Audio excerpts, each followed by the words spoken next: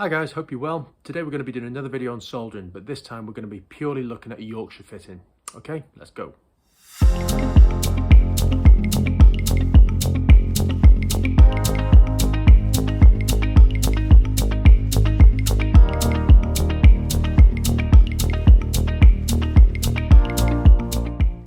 So in the last video we looked at soldering with end feed fittings, where you heat the pipe up and then you add the solder to the end of the fitting. Today what we're looking at is a Yorkshire fitting. A Yorkshire fitting is also known as, the correct name is an integral soldered ring fitting, but the brand that first made them was called Yorkshire, so in Britain everybody calls them Yorkshire fittings. So that's what they look like. That little ridge there, if you can see, the solder is actually inside the fitting. So that's an elbow or 90, that's a T, again, little solder ring inside it. I did try to cut one down the middle so we could open it up and have a look, but as I've opened it up, the solder's fallen out. I'll show you the video now, what happened. Please do not mistake those for being press fittings. That is what a press fitting looks like. And if you look closely inside, you see the black O-ring. So that is press, that is Yorkshire. I can see where the confusion comes from, but they are completely different. You solder that one, you press that one. I have made a previous video where we looked at how to prepare the pipe, clean it with the wire wool, reaming the inside of it. I'm not going to go over that today because I'm just going to keep going over the same thing. There is a video, if you check it out a bit before, I would say do that when people go, check out the video here. I have no idea how to do that, guys, so I can't do that. But if you go through the videos, you will see one about how to prepare pipe. It's only about 5-10 minutes long. So let's get going. Okay, so we've got the copper pipe that's been cleaned. So we're just going to quickly flux the end of the two pipes that we're going to be soldering. A quick coat of the flux around both ends of the pipe.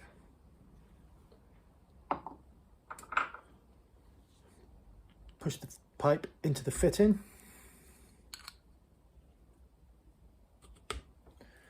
Get a little cloth, just clean off, there's a bit of excess flux around the edge, just clean that off both sides. Whack it in the vise. As we mentioned in the last video, make sure you've got a fire extinguisher handy. Make sure you've got your glasses on. So all we're going to do, there's still a bit of flux on that one. All we're going to do is we're just going to heat the pipe. We're not going to add any solder. The solder's here, the solder's well away. Just melt that solder and that's it. So let's go. Right, okay.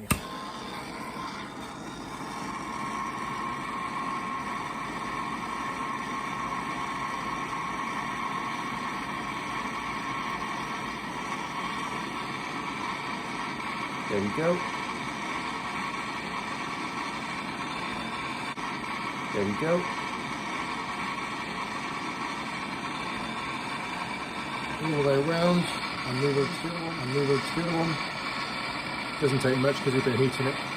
That's it. That's it done.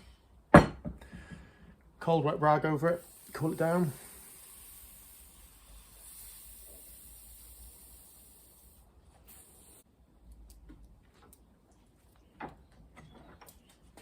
So if you can see, solder's gone all the way around. Made a bit of a mess on this bottom one here. After you solder it, give it a quick rub with the wire wool, clean it up. So there you go, one Yorkshire or integral soldered ring soldered joint. So that's how we solder a Yorkshire fitting. Very easy, very simple. There is one sort of mental question that you kind of always ask yourself is, do you always run a little bit more solder around it? Do you trust it? That's always a question in your mind, but 9 times out of 10, for me, they've always been perfect. You may be asking yourself, well, why would you use this? What is the point of this? So let's have a quick look why I would use this. Imagine this is what you're faced with in the back of a cupboard where the pipe comes out the wall, just that left there. And you've got to solder this end feed fitting on. If I push that, the pipe's going to fall out, but you get the picture.